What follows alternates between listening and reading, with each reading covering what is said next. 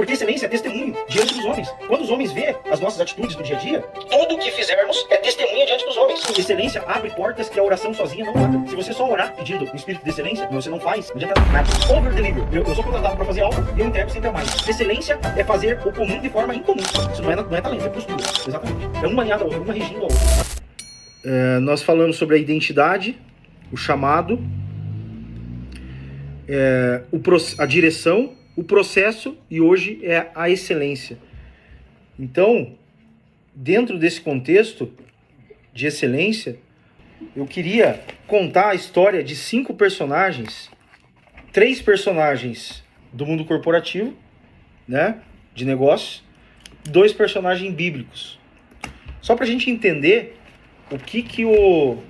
como que é a definição de propósito, de um propósito definido tanto na vida espiritual quanto na vida material, ela interfere no sucesso ou fracasso, tanto material quanto espiritual.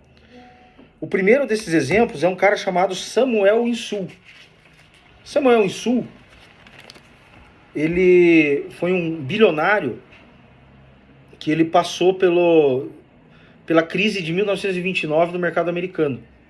Ele era um bilionário americano e ele perdeu todo o seu império de aproximadamente 4 bilhões de dólares.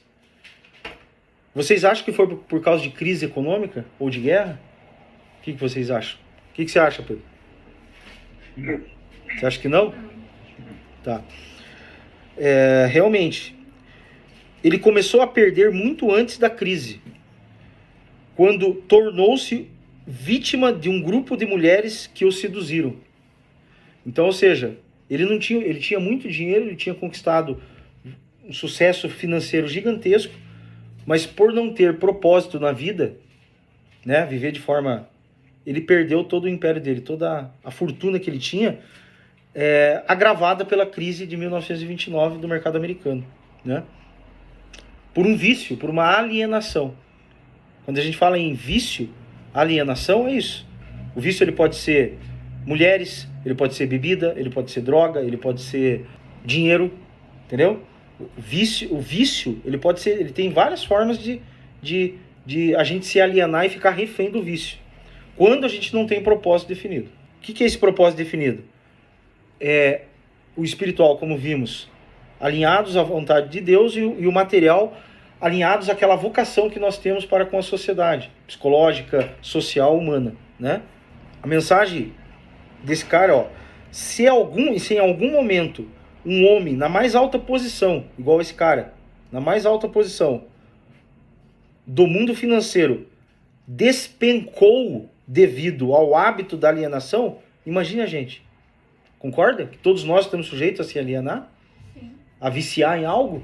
Sim. Né? E perder tudo? Todos nós. Concorda, Ju? Concorda, Pedro? Você é viciado no Corinthians, Pedro, ou não? Não. Não, né? Viciado no celular. Você é viciado no celular? É um pouquinho, né? É um pouquinho, né? Então, celular é uma forma de se alienar. É uma forma de vício. Por isso que a gente tem que tomar cuidado. Principalmente você, a Eduarda e a Manu. Entendeu? Não que eu não tenha que tomar cuidado, não que a Cirlei não tenha, não que a Juliana não tenha. Mas vocês estão mais sujeitos, porque vocês são dessa geração de tecnologia. E a tecnologia, quando não é bem usada, ela vira um problema, vira um malefício. Um vício, exatamente. Bem falado, Walter. O outro personagem que eu queria falar aqui é o Henry Ford. Alguém conhece o Henry Ford? Já ouvi falar, mas não sei. Você não sabe quem foi o Henry Ford, Walter? Não, já ouvi falar. O dono da Ford. Dono de quem? Da Ford? É o dono da Ford. É o dono da montadora Ford. Foi ele a primeira montadora de carro praticamente do mundo. O Henry Ford, ele também passou pelo mesmo período que passou esse Samuel Insull. No mesmo período que ele passou, o Henry Ford passou também. Mas com mulher? Não, agora vai lá. Henry Ford passou pela mesma crise que arruinou o Insull. Porém, Ford passou pela crise sem um arranhão. Não teve nenhum problema. Você viu a diferença? Ele acabou no topo, ele acabou se tornando a maior empresa montadora de carros do mundo nessa época. A gente sabe qual que é a razão disso? Ford tinha o hábito de não alienar-se em nada, em nenhum dos assuntos da vida. Ó. Em nenhum assunto ele tinha propósito definido. Qual que era o propósito dele? Se tornar a melhor montadora de carros do mundo. Não tinha nenhum vício. Nada. Então ele não se alienava em nenhum assunto da vida. Né? Isso que a gente tem que procurar fazer. Porque o hábito da alienação está aqui, ó, ele está disponível. Ele tá disponível no mundo, aqui no mundo. Só queria encontrar um estilo de cair, né? Exatamente. O outro personagem que eu queria citar é o Frank Roosevelt. Alguém já ouviu falar? Já ouviu falar do Frank Roosevelt? Já viu, Walter? Eu sou um advogado com esse sobrenome aí, mas... Já ouviu falar do Frank Roosevelt, Eduardo? Não? Frank Roosevelt, ele foi um presidente norte-americano dos Estados Unidos que assumiu no seu primeiro mandato um governo completamente quebrado, um rombo financeiro gigantesco. E ainda passando pela mesma crise que os outros dois passaram. Foi a crise de 1929. E com um agravante maior ainda. A Guerra Mundial. Né? Primeira Guerra Mundial. Então ele assumiu o gabinete dele de presidente norte-americano com um rombo gigantesco. Mas ele tinha um propósito principal em mente. Qual que era o propósito principal em mente dele? O objetivo era passar o estampido do medo. Esse propósito era um propósito bem definido. Era passar o estampido do medo da época, né? E fazer com que as pessoas começassem a pensar e a falar em termos de prosperidade nos negócios em vez de crise. Quando a gente fala que às vezes a gente é muito negativo, que a gente é muito pessimista em todas as situações, esse é um problema, inclusive, espiritual. Espiritualmente, o inimigo ele usa o medo para paralisar as pessoas, para deixar a gente paralisado, para a gente não dar um passo à frente. Não tem ação, né? Não tem ação. Por isso que o pensamento, claro, sempre com cautela, gente. Não é assim, tudo positivo, não é. É cautela, mas sempre a gente tem que ter fé. Se nós somos cristãos, nós sempre tem que ter fé naquele propósito que a gente está definindo, naquele plano de ação que a gente vai definir. Então o Roosevelt, ele pegou essa crise e definiu um propósito. O que eu tenho que fazer? Transformar a crise numa oportunidade de alavancagem com a união das pessoas. Foi isso que ele fez, né? Então, ao trabalhar na busca do propósito, não havia alienação. A força da nação estava consolidada e movia-se como uma só. Então, ou seja, ele trabalhava com o foco em juntar as pessoas, tirar aquele medo da crise, motivar essas pessoas para que, unidos, retomasse a economia do país. E aconteceu isso. Os Estados Unidos se tornou, depois disso, que é até hoje a maior economia mundial. Começou lá, nessa crise de 1929. Né? Foi um dos pilares. Né? Em uma entrevista, Roosevelt explicou ao repórter e falou o seguinte. O repórter perguntou para ele qual era o menor ou o maior problema que ele iria enfrentar na gestão dele. Ele citou da seguinte frase: não é uma questão de maior ou menor. Nós temos apenas um problema. E esse problema é parar o medo e suplantá-lo pela fé. Então ele fez isso na população norte-americana, que era dividida, né, entre republicanos e democratas, como acontece hoje no Brasil. O Brasil passa por muitas crises por causa dessa polarização. Né? Então, por exemplo, a gente pode citar crises mais próximas. Por exemplo, aqui no Brasil, crises da pandemia, né? Que a gente passou em 2020, 2021, né? Da Covid-19. A gente teve uma crise ali que meio que paralisou e deixou toda a população aterrorizada. E matou muita gente, morreu muita gente, né? Outra crise econômica da diferença quando mudou o Plano Real, lembra, Walter? Quando mudou o Plano Real, se não fosse a força da população unida para poder fazer esse plano dar certo, quantos a gente tinha feito antes, lembra? Né? Tinha que ficar no Cruzeiro mesmo. Estava no Cruzeiro e imprimindo moeda em cima de moeda. Então, ou seja, qual que é a mensagem em cima disso? Esses 3 personagens eram do mundo corporativo, de negócio, da política. Todos eles passaram pelo mesmo período de crise, passaram pela mesma situação econômica, tiveram as mesmas oportunidades, mas pensamentos diferentes. Um quebrou por causa do hábito da alienação, outro prosperou, e Roosevelt, aí que vem a questão, ele alcançou um objetivo, chegou no topo, é reconhecido nesse sentido, mas agora observe uma coisa, como a roda da vida começou a reverter-se e voltar-se para outra direção. O presidente mudou sua política baseada em definição de propósito. Ele mudou. E entrou para indefinição e para alienação. Resumindo, perdeu o mandato na eleição seguinte. Por quê? Ele alcançou um objetivo com um propósito definido e ele mudou essa política. Por isso que a definição de propósito, gente, que a gente está buscando aqui, ela tem que ser verdadeira. E ela tem que ser superior, independente da derrota, independente da causa. Ela tem que ser definida e levada a sério. Se é que a gente definiu esse propósito, né? Outro exemplo que a gente pode citar da Bíblia, José do Egito. José do Egito passou por várias crises econômicas, crises, né? Foi vendido como escravo, foi jogado pelos irmãos no poço, vendido como escravo, foi servo de Potifar, foi perseguido pela mulher de Potifar, do general, foi preso, foi à prisão, mas passou por toda essa turbulência e chegou aonde? Se tornou governador do Egito, só abaixo do imperador. Esse ele não teve o hábito da alienação, né? E era um jovem, né? E, resumindo, chegou ao topo. Salomão era o homem mais sábio e mais rico que já existiu, né? O rei Salomão tinha de tudo. Chegou no final da vida perdido.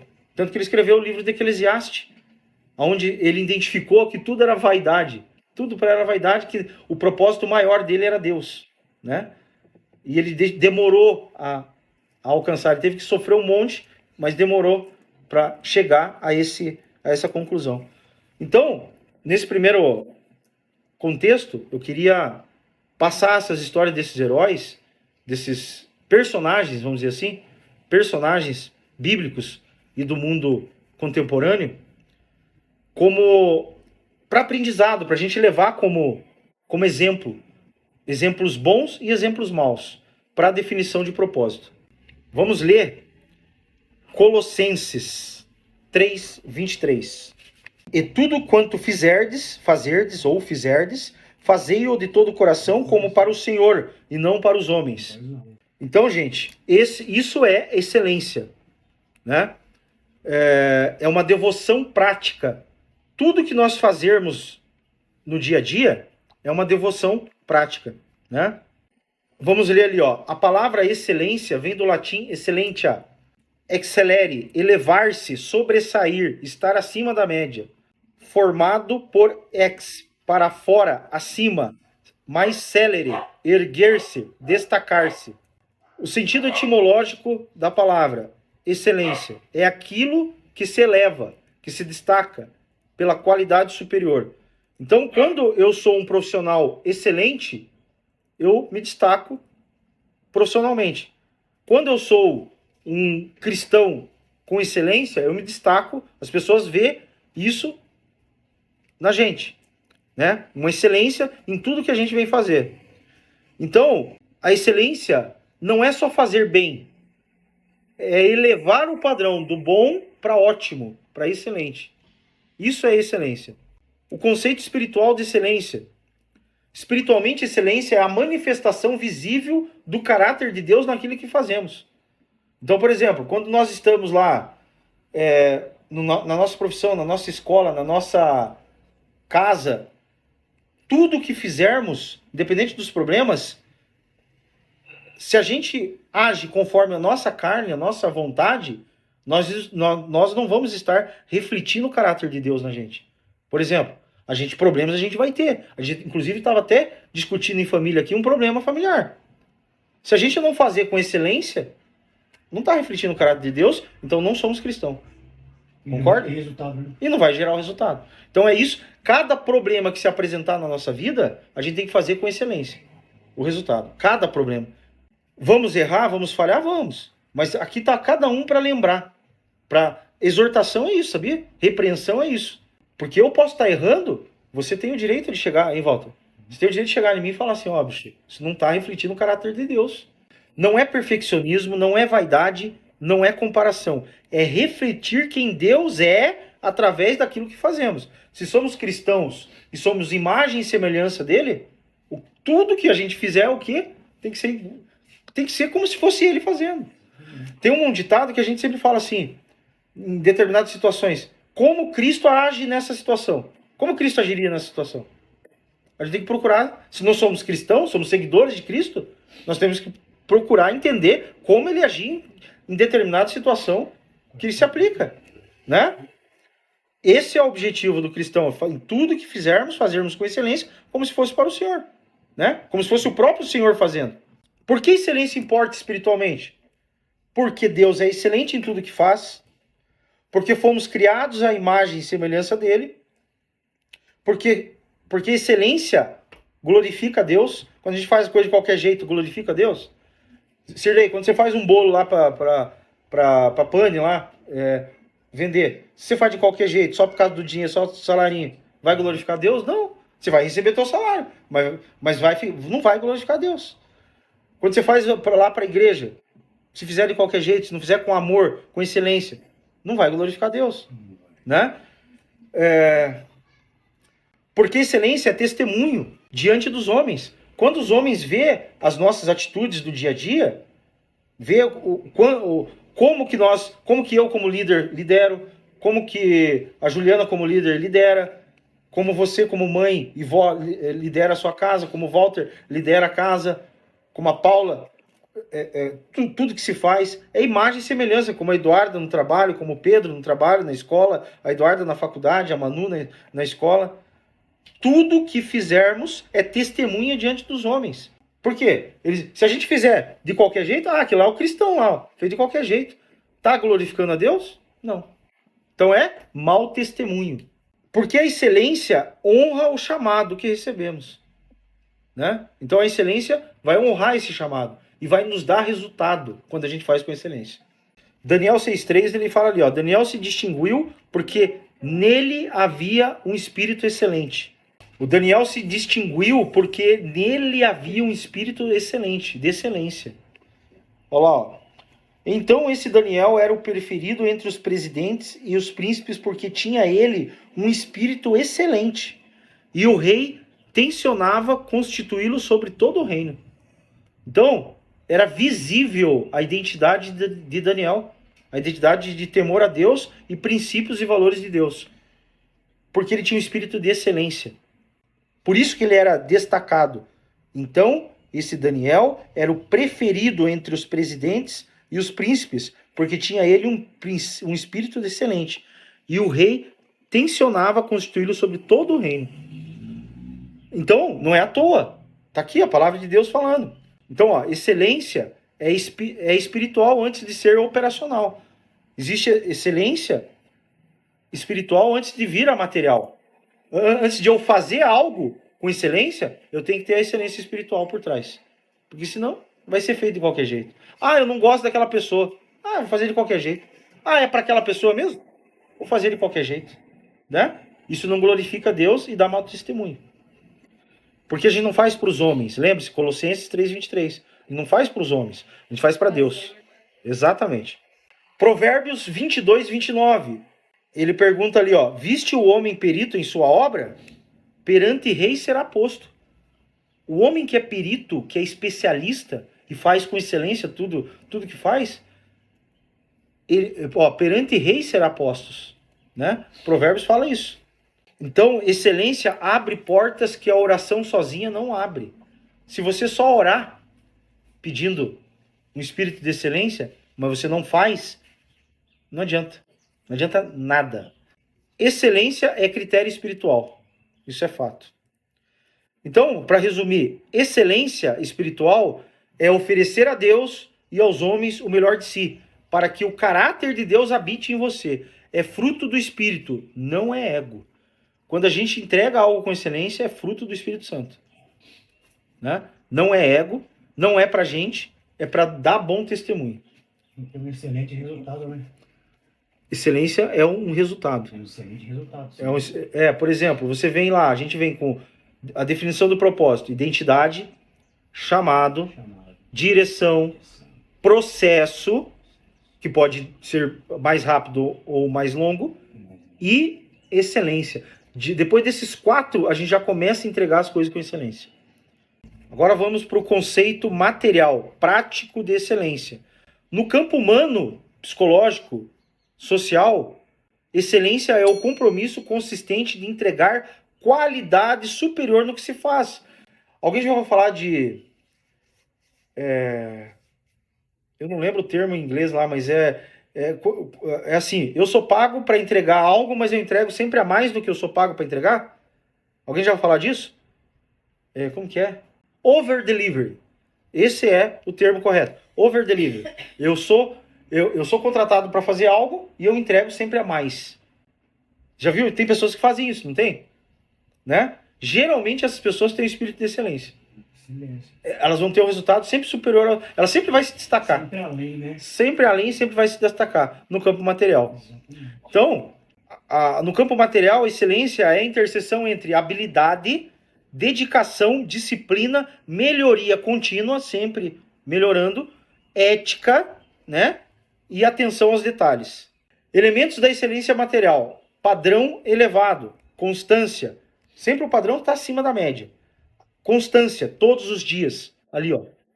Tem constância. Evolução constante, melhora contínua. Quando você tem disciplina e constância, sempre está melhorando. Cuidado com os detalhes, comprometimento real e responsabilidade e disciplina. Então, no resumo, excelência é fazer o comum de forma incomum. É fazer o que foi pago para fazer, ou o que tem que ser feito, de forma sempre a mais, a entregar mais. Além.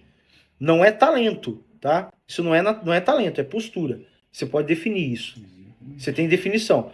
Eu posso entregar uma porcaria de um trabalho, ou a porcaria de uma obra, ou a porcaria de um serviço, ou eu posso entregar um serviço excelente. Aí é a nossa escolha, é o nosso livre-arbítrio. A diferença entre excelência espiritual e material: excelência espiritual, motivação, agradar a Deus. Essa é a excelência espiritual. Sempre Deus em primeiro lugar, agradando e seguindo seus mandamentos. A base da excelência espiritual: caráter, humildade e amor. Resultado: testemunho, honra e glória ao Pai. Esse é o resultado da excelência. Testemunho para as pessoas, para os homens, para a sociedade, honra a Deus e glória ao Pai. Natureza da excelência espiritual: só tem excelência espiritual quem tem frutos do Espírito Santo. Entendeu?